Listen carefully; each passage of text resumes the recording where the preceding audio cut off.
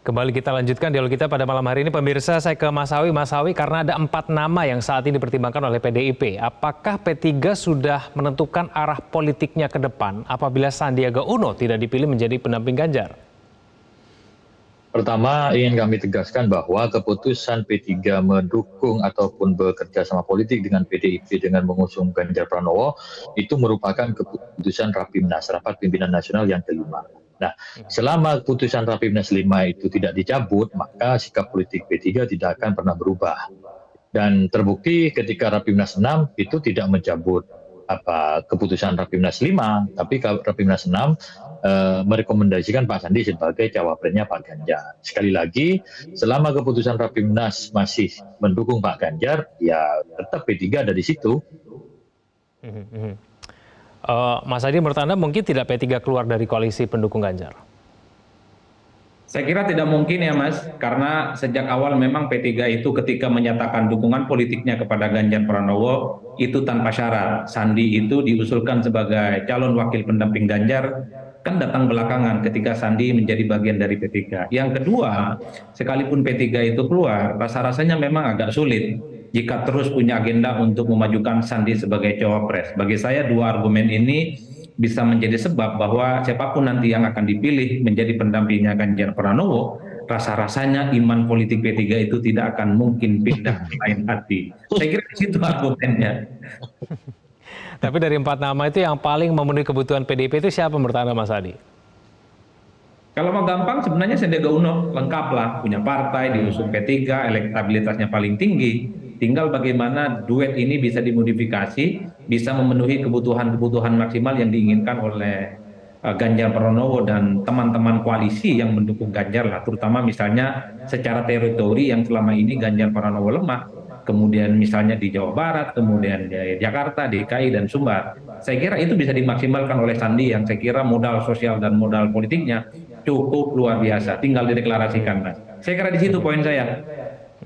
Mas Awi, dengan masa pendaftaran capres-cawapres yang diperkirakan akan maju hingga 10 Oktober hingga 16 nanti, PDIP belum juga mengumumkan siapa yang akan mendampingi Ganjar Pranowo. Kondisi ini membuat P3 tidak nyaman nggak? P3 fine-fine aja karena keputusan mendukung Pak Ganjar itu dihasilkan oleh keputusan institusional berdasarkan pendapat dari 38 provinsi dari seluruh Indonesia. Jadi tetap nyaman gitu karena politik itu penuh hitungan dan tiap hari selalu ada perubahan dinamika yang perlu dicermati. Dan P3 dalam posisi menunggu. Barangkali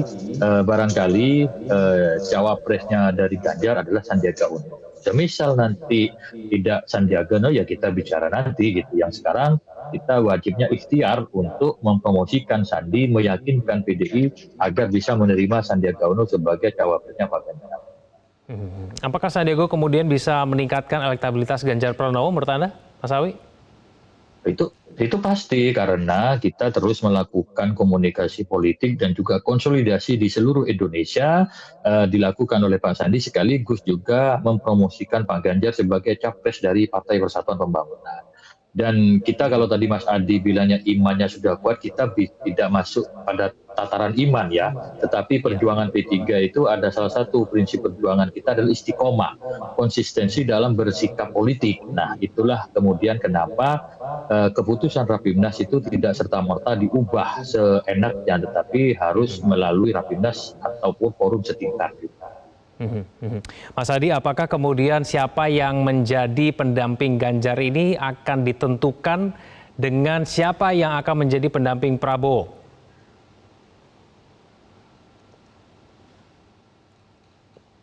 Mas Adi?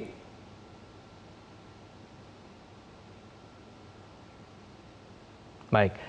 Tanggapan Anda bagaimana, Mas Awi? Apakah kemudian menurut Anda PDIP akan menentukan pilihannya setelah Prabowo mengumumkan siapa yang akan mendampinginya ke depan, Mas Awi?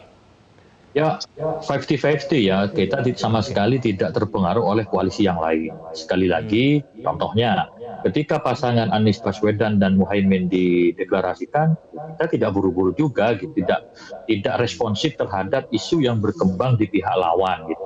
Kita benar-benar mengamati dinamika politik yang ada sesuai dengan kebutuhan dari koalisi ini. Jadi kalaupun kemudian nanti last minute itu bukan berarti kita menunggu koalisi yang lain, karena terbukti meskipun koalisi yang lain sudah mengumumkan, ya kita santai saja melakukan komunikasi politik antar ketum partai untuk menyusun strategi. Contohnya kemarin ketika menentukan ketua tim pemenangan saja itu juga melalui musyawarah mufakat, apalagi ini menentukan calon wakil presiden.